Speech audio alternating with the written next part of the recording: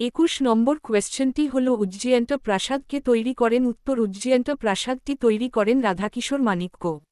22 নম্বর কোয়েশ্চেনটি হল উজ্জয়ন্ত প্রাসাদের নামকরণ কে করেন উত্তর উজ্জয়ন্ত প্রাসাদের নামকরণ করেন চন্দ্রোদয় বিদ্যা বিনোদ।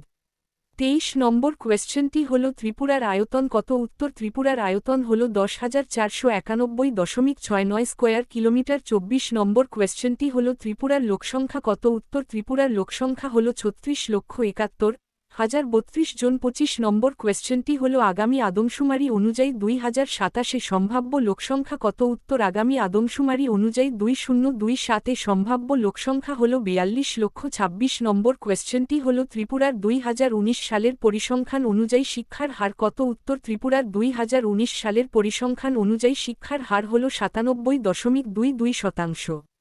27 নম্বর কোয়েশ্চেনটি হল ত্রিপুরার জনঘনত্ব কত উত্তর ত্রিপুরার জনঘনত্ব হল 350 জন। 28 নম্বর কোয়েশ্চেনটি হল ভারতবর্ষের প্রথম কোথায় খনিজ তেল উত্তোলন করা হয় উত্তর ভারতবর্ষের প্রথম 1889 খ্রিস্টাব্দে আসামের দিগবয় নামক স্থানে খনিজ তেল উত্তোলন করা হয়। 29 নম্বর কোয়েশ্চেনটি হল আসামের রাজধানী কবে শিলং থেকে দিসপুরে স্থানান্তরিত হয় উত্তর আসামের রাজধানী 1974 সালে শিলং থেকে দিসপুরে স্থানান্তরিত হয়। 30 নম্বর কোয়েশ্চেনটি হল ভারতের সবচেয়ে উচ্চ শিব মন্দির কোনটি উত্তর ভারতের সবচেয়ে উচ্চ শিব মন্দির হল আসামের শিব দেউল মন্দির।